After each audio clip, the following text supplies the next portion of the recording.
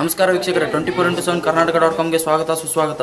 ನಾವಿವತ್ತು ಬಿಜಾಪುರ ಜಿಲ್ಲೆಯ ಬಿಜಾಪುರ ತಾಲೂಕಿನ ಹಡಗಲಿ ಗ್ರಾಮ ಪಂಚಾಯತಿ ಮಾಜಿ ಅಧ್ಯಕ್ಷರು ಹಾಗೂ ಹಾಲಿ ಸದಸ್ಯರಾಗಿರ್ತಕ್ಕಂಥ ನಾರಾಯಣ್ ಚವ್ಹಾಣ್ ಅವರ ಮನೆಯಲ್ಲಿದ್ದೇವೆ. ಬನ್ನಿ ಅವರ ರಾಜಕೀಯ ಜೀವನದ ಕುರಿತು ಒಂದು ಕಿರು ಪರಿಚಯ ಮಾಡಿಕೊಳ್ಳೋಣ. ಸರ್ ನಮಸ್ಕಾರ. ನಮಸ್ಕಾರ ಸರ್, ನೀವು ಯಾವಾಗ ರಾಜಕೀಯ ಪ್ರವೇಶ ಯಾವಾಗ ಸರ್? ನಾನು ರಾಜಕೀಯ ಪ್ರವೇಶ ಮಾಡಿದ್ರಿಂದ ಒಂದು ಸುಮಾರು 15 ವರ್ಷಗಳಾಯ್ತು. ನನಗೆ 15 ವರ್ಷಗಳಾದ್ರೆ ನಾನು 10 ವರ್ಷ ಕಾಲ ಜನರ ಸೇವೆಯನ್ನು ಮಾಡ್ಕೊತ ಬರೋದ್ರಿಂದ ನನಗೆ ರಾಜಕೀಯ ಒಂದು ಎಲ್ಲ ಹಿರಿಯರಿಂದ ಮಾರ್ಗದರ್ಶನ ಆಯಿತು.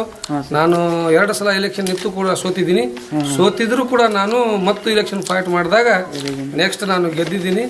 ಗೆದ್ದು ಬಂದು ನಾನು ಜನರ ಸೇವೆ ಮಾಡ್ಲಿಕ್ಕೆ ಕೂಡ ಆರ್ಸ್ ಬಂದ ನಂತರ ನಾನು ಯಶಕೋಟ ರಿಸರ್ವ್ ಆಯಿತು. ಯಶಕೋಟ ರಿಸರ್ವ್ ಆದ್ಕೊಳ್ಳೆ ನನಗೆ ಚೇರ್ಮನ್ಶಿಪ್ ಕೂಡ ಆಯಿತು.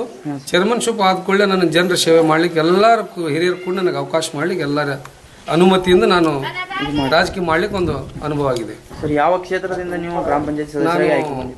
ತಾಂಡಾ ನಂಬರ್ ವಾರ್ಡ್ 3ರಿಂದ ಇದೇ ಕ್ಷೇತ್ರದಿಂದ ಆಯ್ಕೆ ಆಗಿರೋದು. ಸರ್, ನಿಮ್ಮ ರಾಜಕೀಯದಲ್ಲಿ ಯಾರಾದರೂ ಗುರುಗಳು ಅಥವಾ ಗಾಡ್ ಫಾದರ್ ಅಂತ ಯಾರಾದರೂ? ಎಲ್ಲರೂ ಇದ್ದರು. ನನ್ನ ಗುರುಗಳು ನನ್ನ ಹಿಂದಂತ ಇರುವಂಥ ಎಲ್ಲ ಬಡವರು ಇದ್ದರು. ಬಡವರುಗಳನ್ನ ನಾನು ಜನರ ಸೇವೆ ಮಾಡಿದವರು ನನಗೆ ನೋಡ್ತಾ ಇದ್ರು.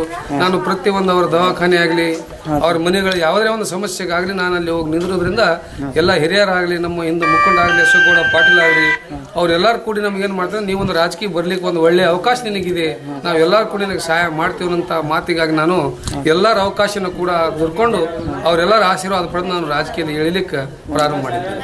ಅಂದರೆ ಈ ಸಂದರ್ಭದಲ್ಲಿ ನಮ್ಮ ವಾಹಿನಿಯ ಮುಖಾಂತರ ನಿಮ್ಮನ್ನು ರಾಜಕೀಯಕ್ಕೆ ಬೆಂಬಲ ಮಾಡತಕ್ಕಂಥ ಜನರಿಗಾಗಲಿ, ಇವತ್ತು ಯಾರೇ ನಿಮಗೆ ಗಾಡ್ ಫಾದರ್ ಅಂತ ಇದ್ದಾರಲ್ಲ, ಅವರಿಗೆ ಏನು ಯಾವ ರೀತಿ ಒಂದು ಅವ್ರಿಗೆ ನನಗೆ ಅವ್ರ ಆಶೀರ್ವಾದ ನೋಡಿದರೆ ನಾನು ಅವ್ರಿಗೆ ಒಂದು ಬಹಳ ನನ್ನ ಆತ್ಮವರ್ಧಕವಾಗಿ ಅಭಿನಂದನೆಗಳನ್ನು ಕೂಡ ಅವ್ರಿಗೆ ನಾನು ಸಲ್ಲಿಸ್ತಾ ಇದ್ದೀನಿ.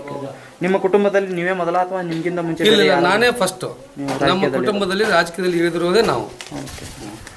ಸರ್, ಯಾವ ಪಕ್ಷದ ಫಾಲೋವರ್ ಆಗಿ ಗೊತ್ತಿದೆ? ನಾವು ಫಸ್ಟ್ ನಾವು ಪಾಲ್ದಾಗ ಬಿಜೆಪಿಯಿಂದ ನಾವು ಫಾಲೋವರ್ ಆಗಿದ್ದೀವಿ. ನೆಕ್ಸ್ಟ್ ಬಂದು ನಾವು MLA ಎಲೆಕ್ಷನ್ ಬಂದಾಗ ಮತ್ತು ನಮ್ಮ ಎಲ್ಲ ಸರಿಪಡಿಸ್ಕೊಂಡಿದ್ದು ಯಾವ ಪಕ್ಷ ಪಾತ್ರಗಳದ್ದು ಏನಿಲ್ಲ. ನಾವು ಒಂದು ಸರಿ ಸಮಾನಾಗಿ ನಾವು ಒಂದು ಪಂಚಾಯತ್ ನಿರ್ಣಯದ ಪ್ರಕಾರ ಏನದ ನಾವು ಕಾಂಗ್ರೆಸ್ ಅವರಿಗೆ ಏನದ ನಾವು ಮೊಮ್ಮತನ ಮಾಡಿದ್ದೀವಿ. ಸರ್, ಈ ಪಕ್ಷದ ಯಾವ ಸಿದ್ಧಾಂತ ನಿಮಗೆ ಇಷ್ಟವಾಗಿ ನೀವು ಕಾಂಗ್ರೆಸ್ ಪಕ್ಷಕ್ಕೆ ಸೇರ್ಪಡೆಯಾಗಿದ್ದೀರಾ? ಅಂದ್ರೆ ನಮ್ಮ ಗ್ರಾಮ ಪಂಚಾಯತಿಯ ಇಷ್ಟದ ಪ್ರಕಾರ ನಾವು ಸೇರಿದ್ದೀವಿ. ಒಬ್ಬೊಬ್ಬರು ನಿರ್ಣಯನ ತಗೊಳ್ಳಿಕ್ಕೆ ಬರಲಿಲ್ಲ. ನಾವು 15 ಸದಸ್ಯರನ್ನು ಒಂದು ನಿರ್ಣಯ ತಗೊಂಡಿದ್ದರಿಂದ ಅದನ್ನು ಮಾಡಿದ್ದೀವಿ ನಾವು ಒಮ್ಮತದಿಂದ. ಆಯ್ತು ಸರ್, ಕಟ್ ಮಾಡಿ.